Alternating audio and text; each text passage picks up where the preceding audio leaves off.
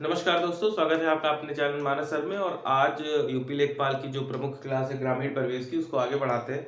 जैसा कि आज पेट का नोटिफिकेशन में भी जो पेट की कट ऑफ है ग्रामीण परिवेश लेखपाल के लिए, वो भी यूपी ट्रिपल एससी ने घोषित कर दी। तो अपनी तैयारी को और तेजी लाइए, क्योंकि समय पे परीक्षा होना तय है। ये डेट जो 19 जून है, ये शिफ्ट नहीं होनी, इसलिए तैयारी को और आगे बढ़ाएंगे। अगली फसल है, जो अगला फल है वो है आपका पपीता।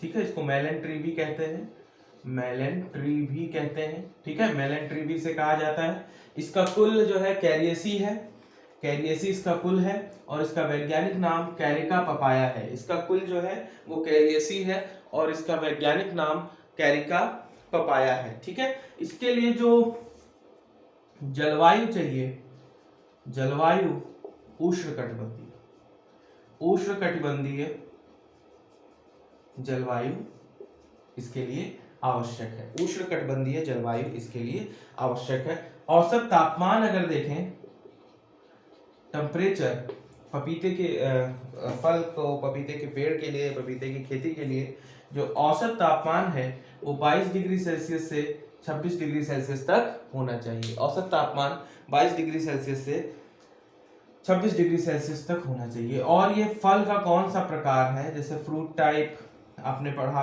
बंच टाइप, बेरी टाइप ये पढ़ा आपने। तो ये जो फ्रूट टाइप है, जैसे आपने केले में पढ़ा था ड्रूप टाइप, और उससे पहले केले से पहले जो आपने पढ़ा था, है ना, केले का जो टाइप था, जो आम का टाइप था, है ना, उसको ड्रूप टाइप, और केले में जो आपने मीसोकार्प, ये सारी चीजें पढ़ी थी। तो फ्रूट बंच टाइप था केला, बेरी टाइप भी कह सकते हो आप। तो इसमें जो फ्रूट टाइप है पपीता, है ना, ये किस तरीके का फल है, तो ये जो है आपका फ्लैशी बेरी है, फ्लैशी बेरी। ठीक है, फ्लैशी बेरी टाइप ये फल है, फ्लैशी बेरी टाइप ये फल है। खाने योग्य जो इसका भाग है, कौन सा भाग खाया जाता है, ये जरूर पूछा जाता है। तो खाने योग्य जो भाग है वो मध्यवित्ती है। खाने योग्य भाग, क्या लिख रहा हूं मैं, खाने योग्य भाग, खाने योग्य जो पार्ट है इसका वो मीसोकार्प है, मीसोकार्प, या उसको मध्यवित्त भी कहते हैं, मध्यवित्त या मीसोकार्प। ठीक है, इसका जो पीला रंग होता है, जो पीला रंग आपको पपीते में दिखता है, इसका पीला रंग, ये पीला रंग किसकी उपस्थिति में होता है, तो देखिए कराक्सी, CARXI, कराक्सी,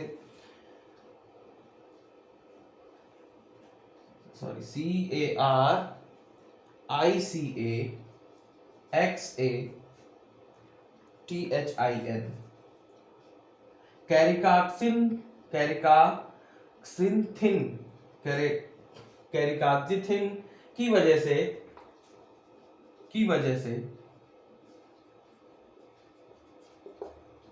कैरिकाक्सिथिन की वजह से इसका कलर जो है वो पीला होता है। ठीक है, इसकी अगर उत्पत्ति देखें, पपीते की उत्पत्ति, तो इसकी उत्पत्ति मैक्सिको, ठीक है, इसकी उत्पत्ति मैक्सिको से मानी जाती है, जहां से धान के हाइब्रिड वैरायटी भारत में हरित क्रांति के तहत बोई गई थी, वहीं से इसकी उत्पत्ति, पपीता की भी उत्पत्ति मैक्सिको से मानी जाती है। और भारत में, ये फैक्ट सारे नोट करते रहेंगे, भारत में यह पुर्तगालियों द्वारा लाया गया, भारत में यह पुर्तगालियों द्वारा लाया गया। ठीक है, भारत में यह किसके द्वारा लाया गया, तो भारत में यह पुर्तगालियों द्वारा लाया गया। ठीक है, आम के साथ मींस आम की बाग में पपीता भी उगाया जा सकता है, भी उगाया जाता है, आम के साथ पपीता भी उगाया जाता है। और इस तरीके की खेती को इंटरक्रॉपिंग कहते हैं, जहां पे एक फसल के साथ दूसरी फसल को उगाया जाता है, उस तरीके की खेती को इंटरक्रॉपिंग कहा जाता है, उस तरीके की खेती को इंटरक्रॉपिंग कहते हैं। ठीक है, यहां तक नोट कर लिया, आगे देखिए। भारत में पुर्तगालियों द्वारा लाया गया, आम के साथ ये भी उगाया जाता है, तो इस तरीके की खेती को इंटरक्रॉपिंग कहते हैं। ठीक है। आगे देखिए इसमें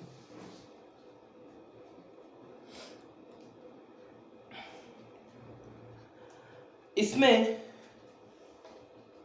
कार्पाइन और पेपिन, कार्पाइन और पेपिन, पेपिन ठीक है, कार्पाइन और पेपिन ये हमें पपीता से मिलता है। ये एक तरीके के मिनरल्स होते हैं, ये पपीता से मिलता है और ये हृदय के रोगियों के लिए लाभकारी होता है। कार्पाइन और पेपिन जो हृदय के रोगियों के लिए लाभकारी होता है, हृदय के रोगियों के लिए लाभकारी, हृदय के रोगियों के लिए लाभकारी, ठीक है, हृदय के रोगियों के लिए लाभकारी कार्पाइन और पेपिन, है ना। इसको, इससे क्या क्या बनता है, इसको उपयोग किया जाता है दवाई, फार्मास्यूटिकल में, दवाई उद्योग में, ठीक है, दवाई उद्योग में, कॉस्मेटिक में जो आप क्रीम वगैरह लगाते हैं, और मीट उद्योग में, मीट उद्योग में, ठीक है। कार्पाइन और पेपिन का प्रयोग दवाई उद्योग में, कॉस्मेटिक में और मीट उद्योग में इसका प्रयोग किया जाता है। इसकी किस्में अगर देखें, इसकी वैरायटी, इसकी किस्में देखें तो पूसा मैजेस्टी, पूसा मैजेस्टी, सूर्या, ठीक है, पूसा मैजेस्टी, सूर्या, पूसा नन्हा, ठीक है, पूसा मैजेस्टी, सूर्या, पूसा नन्हा, पूसा डिलीशियस, ताइवार, पूसा डिलीशियस, ताइवार, ठीक है, पूसा डिलीशियस, ताइवार, CO3, Coorg Honeydew, CO3, Coorg Honeydew, ठीक है। तो पूसा मैजेस्टी, सूर्या, पूसा नन्हा, पूसा डिलीशियस, ताइवा, CO3, कुर्ग हनीड्यू, ये कुछ इसकी प्रमुख किस्में हैं, ठीक है। इसमें जो रोग होता है मुख्यतः, उस रोग को कहते हैं डेपिंग, ठीक है, उस रोग को डेपिंग ऑफ कहते हैं, डेपिंग ऑफ।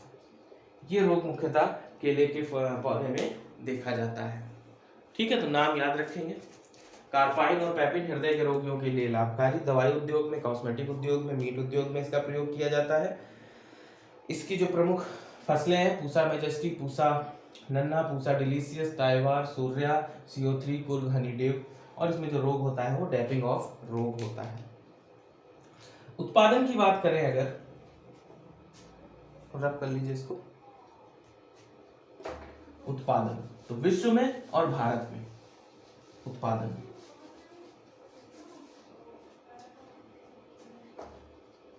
उत्पादन विश्व में और भारत में, ठीक है, विश्व में और भारत में। तो विश्व में भारत, उसके बाद डोमिनिक रिपब्लिक और फिर ब्राजील आता है, तो आप भारत याद रखें। दूसरा डोमिनिक रिपब्लिक और थर्ड नंबर पे आपका ब्राजील आता है, ठीक है। हमारा देश भारत, डोमिनिक रिपब्लिक और तीसरे नंबर पर ब्राजील आता है।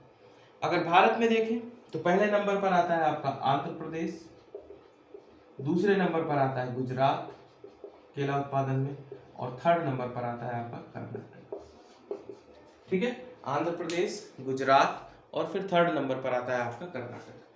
ये है आपका भारत।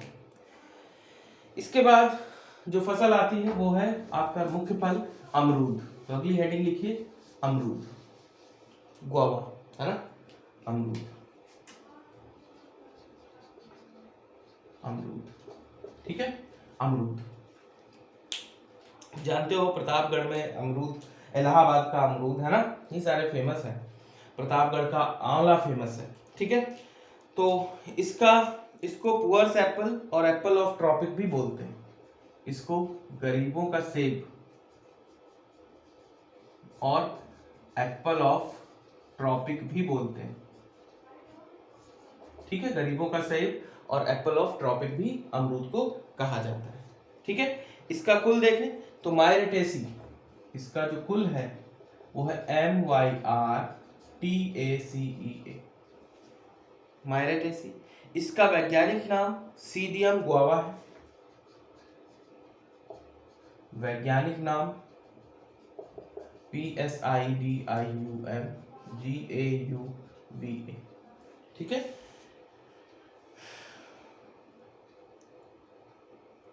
और इसकी उत्पत्ति, इसकी भी ओरिजिन मैक्सिको मानी जाती है। इसके लिए जो जलवायु चाहिए वो गर्म व आर्द्र, गर्म हो और ह्यूमिड हो, मीन्स नमी ज्यादा हो, गर्म व आर्द्र जलवायु इसके लिए ठीक होती है। फ्रूट टाइप देखें अगर, ये किस तरीके का फ्रूट है, तो ये बेरी टाइप फ्रूट है। ठीक है, बेरी टाइप। ठीक, ओके।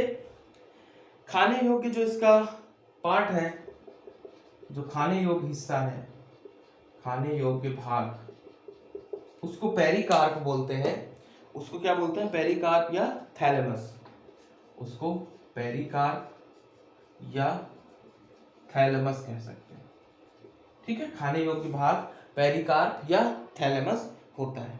इसमें पैक्टिन पाया जाता है, अमरूद में पैक्टिन पाया जाता है जो जेली बनाने में काम आता है। ठीक है, जेली बनाने में काम आता है। पैक्टिन किस में पाया जाता है? तो पैक्टिन अमरूद में पाया जाता है जो जेली बनाने में काम आता है। नोट करते रहेंगे, ये सारी चीजें इंपॉर्टेंट हैं। ठीक है, जिंक की वजह से इसमें ब्रॉन्जिंग रोग हो जाता है। जिंक की कमी से जो इसमें रोग होता है उसको बोलते हैं ब्रॉन्जिंग। ठीक है, जिंक की कमी से ब्रॉन्जिंग रोग इसमें हो जाता है। इसकी किस्में बहुत इंपॉर्टेंट है, इसमें से बहुत बार पूछी गई है। तो नेक्स्ट हेडिंग लिखिए किस्में, इसकी वैरायटीज, किस्में। ठीक है, तो इसकी जो प्रमुख किस्में हैं वो है आपकी ललित गुलाबी, हाफसी रेड, ललित गुलाबी, हाफसी रेड। ठीक है, इलाहाबादी सफेदा, लखनऊ सफेदा, इलाहाबादी या इलाहाबाद सफेदा, लखनऊ सफेदा या लखनवी भी लिखा आ सकता है, लखनऊ सफेदा, ललित गुलाबी, हाफसी रेड, इलाहाबाद सफेदा, लखनऊ सफेदा, बेहट कोकोनट, बेहट कोकोनट। ठीक है, कोकोनट, ये बीज रहित होता है, ये जरूर याद रखेंगे। बीज रहित किस्म कौन सी है? बेहट कोकोनट। नेक्स्ट है आपका लखनऊ 49, लखनऊ 49। ये वाली जो किस्म है ये ब्रॉन्जिंग रोधी है, मीन्स इस किस्म में ब्रॉन्जिंग की दिक्कत नहीं आती जो कि जिंक की वजह से होता है। तो ये लखनऊ 49 ब्रॉन्जिंग रोधी किस्म है। ब्रॉन्जिंग नाम का रोग किसमें होता है? तो वो ब्रॉन्जिंग नाम का रोग अमरूद की फसल में होता है। इसको पुअर्स एप्पल भी कहते हैं, एप्पल ऑफ ट्रॉपिक भी कहते हैं। उत्पादन अगर देखें, उत्पादन की बात करें तो आपको सिर्फ भारत में देखना है। भारत में आपका उत्तर प्रदेश शीर्ष पे फर्स्ट। ठीक है, भारत में हमारा उत्तर प्रदेश फर्स्ट पे है, फिर आता है मध्य प्रदेश और थर्ड नंबर पर आता है बिहार अमरूद के उत्पादन में। ठीक है, तो भारत में उत्तर प्रदेश शीर्ष पर, उसके बाद मध्य प्रदेश और फिर आता है बिहार। ठीक है, तो आज यहीं तक रखते हैं। कल अंगूर के बारे में और पढ़ लेंगे और उसके बाद कुछ खट्टे फल हैं, है ना, जैसे मंदारिन के बारे में थोड़ा सा पढ़ के आगे बढ़ेंगे। ठीक है, मसाला उत्पादन पे पहुंचेंगे। तो कल मैं मसाला उत्पादन शुरू कर दूंगा। एक चीज मैंने और सोची है कि कुछ जीके के फैक्ट्स भी मैं आपको साथ ही साथ बता दूं जो कृषि से संबंधित हो, मेरी नज़र में आज आया तो मैंने कहा वो भी बता देता हूं। तो आप देख लीजिए उसको, हेडिंग लिख लीजिए प्रमुख क्रांतियां, प्रमुख क्रांतियां, ठीक है, प्रमुख क्रांतियां। जैसे आपसे पूछा जाएगा कि हरित क्रांति किससे संबंधित है, तो हरित क्रांति 1966-67 से शुरू होती है और 1980 के आगे तक चलती रहती है, पहला चरण दूसरा चरण। तो ये खाद्यान्न उत्पादन से संबंधित है। किससे संबंधित है? खाद्यान्न उत्पादन से। और इसमें सबसे ज्यादा लाभ किसको हुआ? प्रथम नंबर पर गेहूं और दूसरे नंबर पर धान, मीन्स चावल, ठीक है। दूसरा देखें, दूसरी क्रांति है आपकी सुनहरी क्रांति। तो सुनहरी क्रांति का संबंध किससे, ऐसे सवाल आ सकता है। तो आप कहोगे फल एवं सब्जी उत्पादन से। फल एवं, लिख लोगे बेटा, बहुत इंपॉर्टेंट है, एक पूछी जाती है, फल एवं सब्जी उत्पादन से, ठीक है। तीसरा देखिए, तीसरी क्रांति है आपकी श्वेत क्रांति। तो वर्गीज कुरियन को आप जानते हो, उन्होंने ही इसमें प्रयास किया और संकर नस्लें लाकर दूध के उत्पादन को बढ़ाया और आज भारत विश्व में शीर्ष पर है। तो श्वेत क्रांति किससे संबंधित है? दुग्ध उत्पादन से, दुग्ध उत्पादन से संबंधित है। अगला देखिए भूरी क्रांति। भूरी क्रांति, भूरी क्रांति का संबंध किससे है? उर्वरक उत्पादन से, उर्वरक उत्पादन से। भूरी क्रांति का संबंध है आपका उर्वरक उत्पादन से। अगला है आपका नीली क्रांति।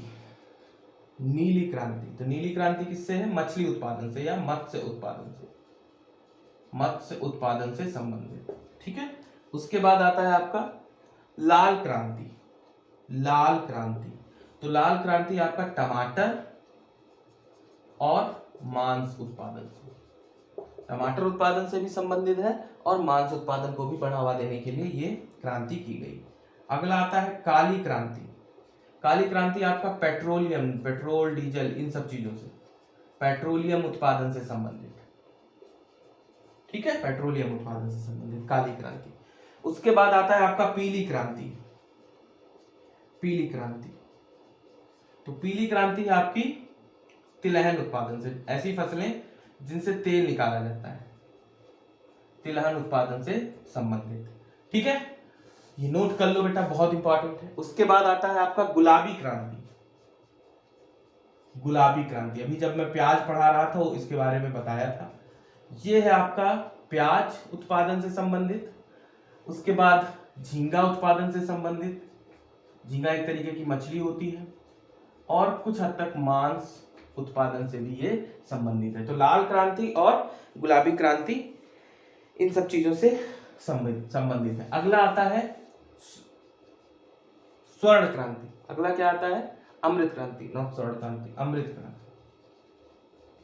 अमृत क्रांति, तो अमृत क्रांति का संबंध किससे है?